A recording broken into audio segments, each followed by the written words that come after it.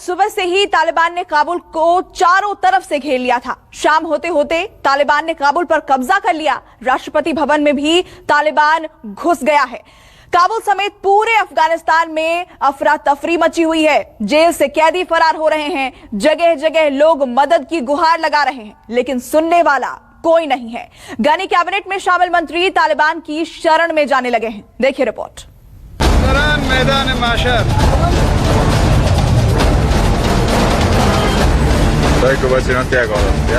राष्ट्रपति अशरफ गनी कहाँ हैं? किसी को नहीं पता। उपराष्ट्रपति अमरुल्लाह का भी कोई पता नहीं है। लेकिन तालिबान काबुल में राष्ट्रपति भवन के बाहर खड़ा है। गनी को धमकी दे रहा है। सेना ने सरेंडर कर दिया है और काबुल करीब करीब तालिबान का हो गया। ये काबुल से आई पहली तस्वीर है। तस्वीर में दिखने वाला शख्स कोई छोटा मोटा इंसान नहीं है। अफगानिस्तान के पूर्व राष्ट्रपति हामिद करजई हैं। करजई तालिबान से सुरक्षा मांग रहे हैं। बता रहे हैं कि गनी देश छोड़कर भाग चुके हैं।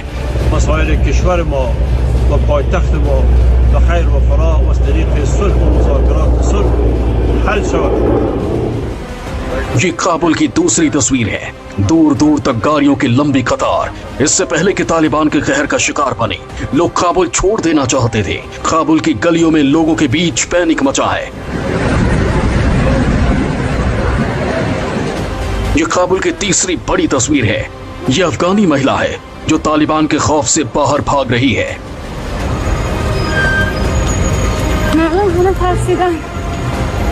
यानी जिसका खौफ था अफगानिस्तान में वही हुआ। तालिबान राष्ट्रपति भवन के बाहर मौजूद है। सत्ता ट्रांसफर का इंतजार कर रहा है।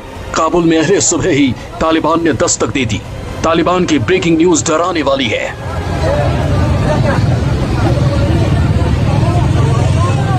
किसी ने भी नहीं सोचा था कि काबुल का कब्जा इतनी जल्दी हो जाएगा।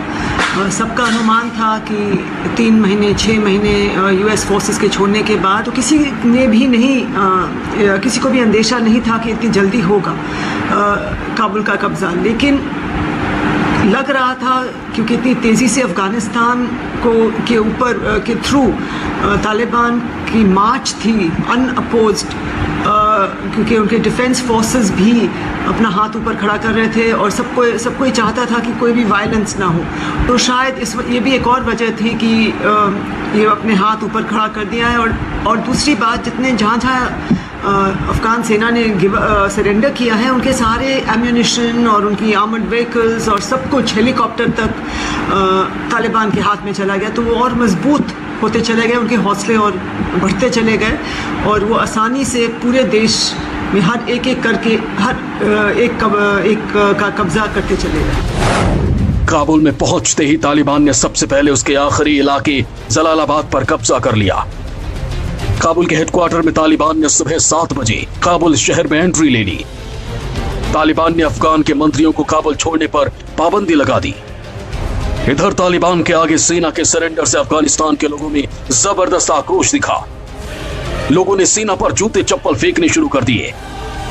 तालिबान ने राष्ट्रपति को साथ मिलकर काम करने का ऑफर दिया। तालिबान ने राष्ट्रपति गनी को धमकी दी कि 48 घंटे में सत्ता अगर नहीं सौंपते हैं तो उन्हें मार दिया जाएगा। सुबह सुबह काबुल के जलालाबाद स्थित गवर्नर हाउस से अफगानिस्तान के झंडे उतार दिए गए। पूरे शहर में तालिबान के झंडे लहराने लगे। गवर्नर हाउस से सभी सरकारी अधिकारियों को भगा दिया गया।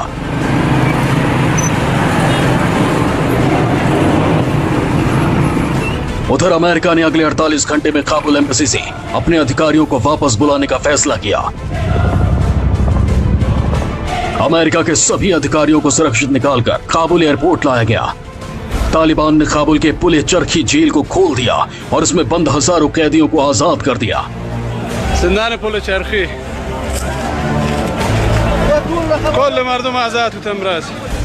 तालिबान ने काबुल की बगराम जेल के बाद पुले चरखी जेल को भी तोड़ दिया। पुले चरखी अफगानिस्तान की सबसे बड़ी जेल है। यहाँ ज्यादातर तालिबान के लड़ाके बंद थे। अप्रैल 2021 में जब अमेरिकी प्रेसिडेंट जो बिडेन ने अफगानिस्तान से अमेरिकी फौज को वापस लेने का निर्णय किया, उस वक्त तालिबान के पास सिर्फ 77 जिले कंट्रोल में थे। महज 4 महीनों में 15 अगस्त के दिन तालिबान का कब्जा अफगानिस्तान की राजधानी काबुल में हो गया है। यहाँ तक कि अमेरिकी प्रेसिडेंट जो बिडेन ने अमेरिकी फौजों के आखिरी विड्रॉल की सीमा 11 सितंबर रखी थी। अफगानिस्तान तालिबान का आक्रमण 11 सितंबर तक भी नहीं झेल पाया।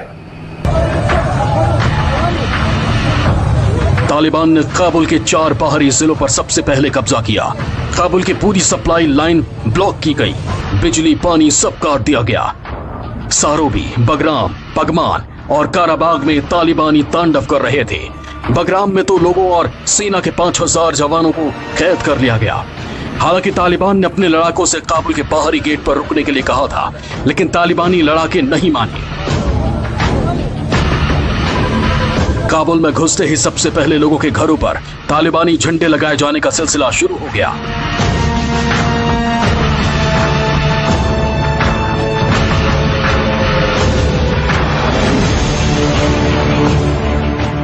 तालिबान ने एक सोची समझी रणनीति से काम किया। जैसा कि मैं बता चुका हूं कि तालिबान के पास अफगानिस्तान के पहाड़ी और ग्रामीण इलाके हमेशा थे। उन्होंने पहले दक्षिणी प्रांतों पर कब्जा किया, फिर वो उत्तरी प्रांतों पे जहां पर नॉर्दर्न अलायंस का वर्चस्व था उस पर कब्जा किया, और साथ ही उन्होंने पश्चिमी प्रांतों पर कब्जा किया। इसके साथ तालिबान ने पड़ोसी देशों के साथ लगने वाली सीमाओं और उनके क्रॉसिंग पॉइंट्स को भी अपने कब्जे में ले लिया। अफगानिस्तान के कार्यवाहक गृह मंत्री अब्दुल सत्तार मीर जकवाल ने कहा कि तालिबान इस बात पर राजी हो गया कि वो काबुल पर हमला नहीं करेगा। तालिबानी शांति से सत्ता का ट्रांसफर चाहते हैं और ये इसी तरह होगा। नागरिक अपनी सुरक्षा को लेकर निश्चित रहें। तालिबान ने बयान जारी करके कहा कि वो नागरिकों की सुरक्षा की गारंटी लेता है।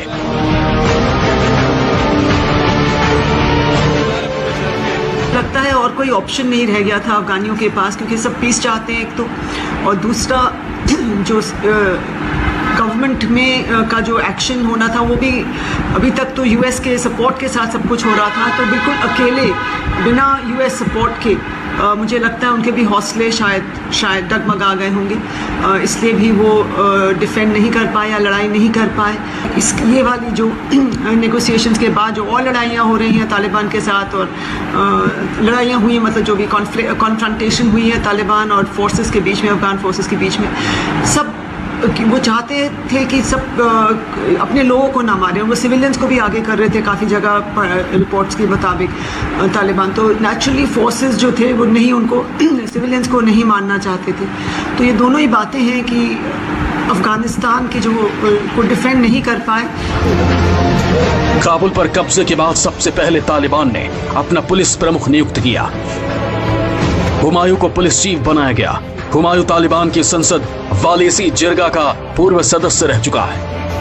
अफगानिस्तान खत्म तो नहीं हुआ, नहीं ये तो कह नहीं सकते कि खत्म हुआ है, खत्म नहीं हुआ, बट जो अफगानिस्तान को इस वक्त जो अफगानिस्तान आज तक था, शायद वो उस रूप में डेमोक्रेसी के रूप में और प्रोग्रेसिव जो एलिमेंट्स थे, शायद उस पर्सपेक्टिव से वो वाला अफगानिस्तान शायद ख़त्म हो जाएगा, क्योंकि ये अपना शरिया लॉ लगाने का कह रहे हैं, और साथ में कह तो रहे हैं कि विमेन को वर्क करना दिया जाएगा, उनकी राइट्स प्रोटेक्ट किए जाएंगे, और हम सिर्फ उनको हिजाब पहनना पड़ेगा, कह तो ये रहे हैं। लेकिन ज़्यादातर देखा गया है कि अभी तक क्रेडिबिलिटी तालिबान की थोड़ी इतनी हाई नहीं है। इधर अफगानिस्तान में हो रही एक एक हरकत पर कतर में बैठे मुल्ला बिरादार की पूरी नजर है। अफगानिस्तान में पूरी तरह कब्जे के बाद मुल्ला बिरादार को राष्ट्रपति घोषित किया जाएगा।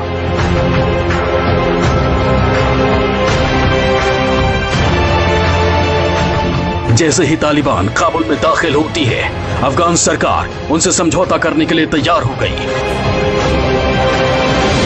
तालिबान से जुड़े सूत्र बता रहे हैं कि मुल्ला बिरादार अखंड अंतरिम सरकार का चीफ होगा। दुनिया के लिए ये बहुत बड़ी घटना थी, लेकिन दुनिया के सारे बड़े मुल्क सिर्फ तमाशा देखते रहे। बीते 72 घंटे अफगानिस्तान पर बहुत भारी रहे। बीते 72 घंटे में सबसे ज्यादा अफगानिस्तान को नुकसान हुआ।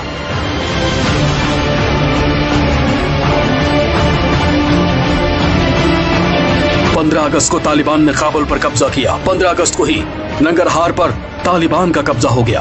14 अगस्त को बल्ख पर तालिबान ने कब्जा किया। 14 अगस्त को पख्तिका पर कब्जा हुआ। 14 अगस्त को लोगार पर कब्जा हो गया। 14 अगस्त को ही कोनार पर भी कब्जा हुआ। 13 अगस्त को कंधार और लश्करगाह। 13 अगस्त को ही कालाए नाव और फेरूज कोह पर कब्जा हो गया। कुल मिलाकर तालिबान अफगानिस्तान को मिटा चुका है। गनी और अमरुल्लाह का पता नहीं चल पा रहा, यानी अब अफगानिस्तान को कोई नहीं बचा सकता। Bureau report, news 24। अफगानिस्तान के राष्ट्रपति गनी ने देश छोड़ दिया है। वो ताजिकिस्तान भाग गए हैं। आखिर क्यों ताजिकिस्तान को चुना, ये आपको बताते हैं। अफगानिस्तान से जो बड़ी खबर सामने आ रही है वो ये कि अफगानिस्तान सरकार ने तालिबान के आगे अपने घुटने टेक दिए हैं और अफगानिस्तान के राष्ट्रपति अशरफ गनी देश छोड़कर जा चुके हैं। अशरफ गनी कहां गए हैं, क्यों गए हैं, किसकी शरण में गए हैं, हम सब कुछ आपको डिटेल में बताएंगे। लेकिन उससे पहले हम आपको एक मैप दिखाते हैं और कुछ इलाके हम आपको दिखाते हैं और समझाते हैं कि आखिर अशरफ गनी किसकी कस्टडी में इस वक्त गए हैं। पहले आप 2-3 जगहों को देख लीजिए। देखिए, ये है काबुल का इलाका और ये है ताजिकिस्तान। यहां से काबुल से ताजिकिस्तान जाने के 3 रास्ते हैं। अगर हम सड़क के रास्ते की बात करें तो कुंदूज के रास्ते जा सकते हैं, बागलान के रास्ते जा सकते हैं और मज़ार शरीफ होकर भी ताजिकिस्तान पहुंचा जा सकता है। ताजिकिस्तान क्यों महत्वपूर्ण है इस वक्त, क्योंकि देखिए अफगानिस्तान बॉर्डर यहां से सिर्फ 25 किलोमीटर अंदर इस वक्त रूस ने सुखोई 25 अपना विमान वहां पर तैनात किया हुआ है और इसके अलावा 2500 सैनिक रूस की तरफ से वहां मौजूद हैं। वहां एक साझा ड्रिल भी इस वक्त चलाई जा रही है जिसमें करीब 5000 सैनिक हैं, जिसमें उज्बेकिस्तान, ताजिकिस्तान और रूस के सैनिक वहां पर मौजूद हैं। इसके अलावा रूस के टॉप मिलिट्री वेपन्स, वो वेपन्स जो गुरिल्ला वॉर में इस्तेमाल किए जाते हैं, ये भी इस वक्त वहां मौजूद हैं। और जो जानकारी अब तक सामने आई है वो ये है कि अशरफ गनी इस वक्त ताजिकिस्तान ही पहुंचे हैं। अफगानिस्तान से निकलकर वो ताजिकिस्तान पहुंच चुके हैं और इस वक्त वो रूस की शरण में है, रूस की कस्टडी में है। और ये बॉर्डर का इलाका हम आपको दिखा रहे हैं जो करीब 1800 किलोमीटर का बॉर्डर एरिया अफगानिस्तान और ताजिकिस्तान एक दूसरे के साथ शेयर करते हैं। और काबुल से इस बॉर्डर की दूरी, ताजिकिस्तान यहां तक की दूरी करीब 400 किलोमीटर है, यानी सेना को इस जगह से वहां पहुंचने में 6 से 7 घंटे लग जाएंगे। लेकिन यहां से सिर्फ 25 किलोमीटर अंदर यहां पर इस वक्त रूस बैठा हुआ है। रूस जो अब तक इस मसले से दूर था, उसकी अपनी वजह भी थी, लेकिन करीब एक महीने पहले ही रूस ने यह पेशकश की थी कि वो इस मसले को सुलझाना चाहता है, लेकिन हालात इस तरह के नहीं बने। हालांकि रूस की भी कुछ पुरानी कड़वी यादें हैं और वो यादें जुड़ी हैं 1979 के वॉर से, जिसे अफगान युद्ध के नाम से जाना गया है, जो युद्ध करीब 10 साल तक चला था। और इस युद्ध में सीधे सीधे तालिबान और रूस एक दूसरे के आमने सामने थे। लेकिन 10 साल तक चले इस युद्ध के बाद रूस को वापस लौटना पड़ा था। तालिबान को तब अमेरिका का पूरा सपोर्ट हासिल था और यही एक वो कारण है जिसकी वजह से रूस अब तक इस मसले से दूर था। लेकिन आपको यह भी समझना होगा कि ताजिकिस्तान भले ही अब रूस का पार्ट नहीं है, रूस का हिस्सा नहीं है, लेकिन जो भी फाइनेंशियल सपोर्ट है, जो वेपन्स हैं, जो खाने पीने का सामान है, वो सब कुछ रूस की तरफ से यहाँ पर पहुंचाया जाता है। रूस पूरी तरह से ताजिकिस्तान का मददगार बना हुआ है और इसलिए जानकारों का कहना है कि अशरफ गनी जब ताजिकिस्तान पहुंचे हैं तो वो पूरी तरह से रूस की कस्टडी में है। उनका सारा सामान, खाना पीना, सब कुछ इस वक्त रूस ही देखेगा। और एक और बड़ी जानकारी है कि जो उपराष्ट्रपति हैं अमरुल्लाह सालेह, वो भी यहीं मौजूद हैं ताजिकिस्तान के अंदर, यानी पूरी तरह से इस वक्त दोनों रूस की कस्टडी में हैं। और देखिए, सोमवार का दिन जो अब से कुछ ही घंटे बाद एक मीटिंग होनी है, क्योंकि इसलिए सोमवार का दिन बेहद अहम कहा जा रहा है, क्योंकि जो अफगानिस्तान ने एक डेलीगेशन बनाया है जिसमें उनूस कानूनी, अहमद वली मसूद और मोहम्मद मोहकिक जो शामिल हैं, ये तीनों पहुंचेंगे, ये डेलीगेशन पहुंचेगा दोहा, जहां पर एक मीटिंग होगी, बातचीत होगी। और देखिए, आपको शर्त भी अच्छे से मालूम है कि अफगानिस्तान की तरफ से और तालिबान की तरफ से क्या शर्त रखे गए हैं। अफगानिस्तान की सीधी शर्त यह है कि सत्ता साझा चलाएंगे, दोनों मिलकर चलाएंगे, लेकिन कोई खून नहीं बहेगा, कोई वायलेंस नहीं होगा, अफगानिस्तान के लोगों की जान नहीं जाएगी। जो लगातार तस्वीरें सामने आ रही है वो वायलेंस की तस्वीरें आनी बंद हो, इस तरह से मारकाट बंद हो, ये अफगानिस्तान का कहना है। लेकिन तालिबान का कहना है कि जब तालिबान कब्जा करेगा तो जो हेड करेगा अफगानिस्तान को, वो जो लीडर होगा वो तालिबान का ही होगा। और एक महत्वपूर्ण बात यह भी है कि इस मीटिंग के 24 घंटे के भीतर ही सत्ता ट्रांसफर हो जाएगी। ये बड़ी जानकारी लगातार सामने आ रही है।